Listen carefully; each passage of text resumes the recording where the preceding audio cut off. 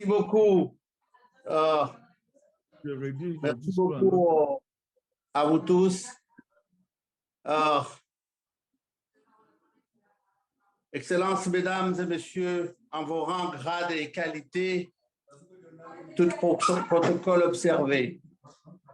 Je suis très heureux de prendre part aujourd'hui à cette réunion consacrée à une thématique très importante pour le bien-être de nos populations. Je voudrais alors, à l'entame de mon propos, au nom des autorités comoriennes et en mon nom propre, adresser mes remerciements les plus sincères à l'endroit des organisateurs de cette rencontre, dont son importance n'est pas à démontrer. Conscient des dangers multiples, des effets de la drogue, la communauté internationale a adopté la Convention unique contre les stupéfiants, dont l'objectif principal est de lutter contre la consommation de drogue par le biais d'une intervention internationale coordonnée. Tout d'abord, elle a pour but de limiter la possession, la consommation, le commerce, la distribution, l'importation, l'exportation, la fabrication et la production des drogues uniquement à des fins médicales et scientifiques. Elle lutte également contre le trafic des stupéfiants par le biais d'une coopération internationale pour dissuader et décourager les trafiquants de drogue. L'Union des Comores a toujours fait sien à cette lutte et a ainsi adhéré à cette convention le 1er mars 2000. Cette volonté politique des autorités nationales s'est étendue également à la mise en œuvre nationale pour l'adoption d'une législation nationale stricte et la mise en place de structures dédiées à la prévention et à la lutte contre ce fléau.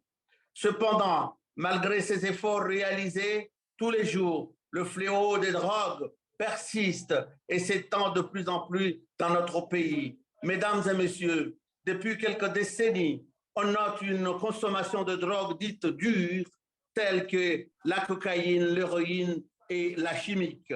Cette dernière est une nouvelle catégorie de drogue importée selon les investigations de l'île comorienne de Mayotte avant de se propager sur tout le territoire national.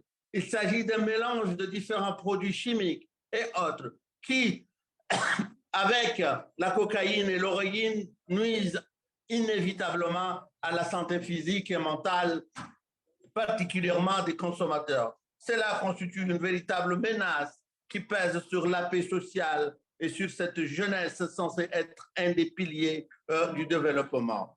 Selon les spécialistes, la drogue est à l'origine des violences aveugles et des conflits meurtriers que connaît notre pays depuis l'apparition de la cocaïne et de l'héroïne vers les années 80, et surtout en cette période de la chimique qui a pris le dessus. Avec l'apparition de ces nouvelles formes de drogue, c'est l'embrigadement de plus en plus de jeunes de deux sexes qui constitue un désarroi. Devant cette situation alarmante, la lutte contre la consommation des drogues doit constituer une priorité, ainsi aussi bien pour les pays, mais aussi pour les organisations internationales telles que l'ONUDC.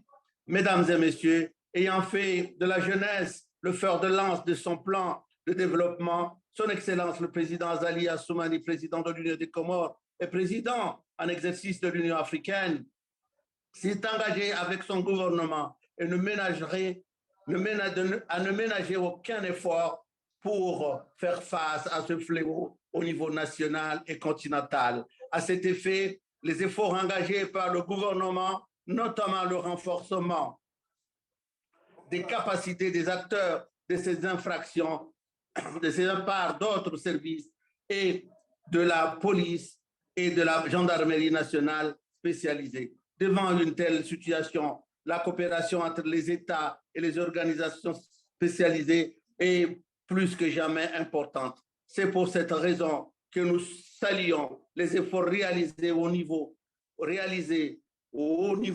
sous-régional et au niveau régional de la COI qui coordonne le programme de sécurité portuaire et sûreté de la navigation avec la contribution technique de l'UNIDC, d'Interpol et de l'Organisation maritime internationale. La surveillance aux frontières, les capacités techniques et technologiques des administrations douanières, maritimes et portuaires doivent participer directement au combat contre la narcotrafic. J'appelle ainsi ces organisations à travailler avec l'Union des Comores à travers leur programme d'assistance multiforme pour permettre à notre pays de faire face à ce fléau transnational et mettant en danger la santé, la paix et la stabilité de notre pays. J'appelle également les États à plus de coopération dans le cadre de l'assistance réciproque dans les domaines des enquêtes judiciaires pour éradiquer définitivement ce mal qui gangrène nos économies et annihile la santé de la jeunesse, pourtant nécessaire pour le développement de notre pays. Mesdames, Messieurs, avant de clore mon propos, permettez-moi d'exprimer mes sincères remerciements au gouvernement des États-Unis d'Amérique pour l'accompagnement et l'assistance multiforme envers l'Union des Comores afin de faire face à ce fléau. Je remercie également tous les pays organisateurs, tous les pays et organisations qui participent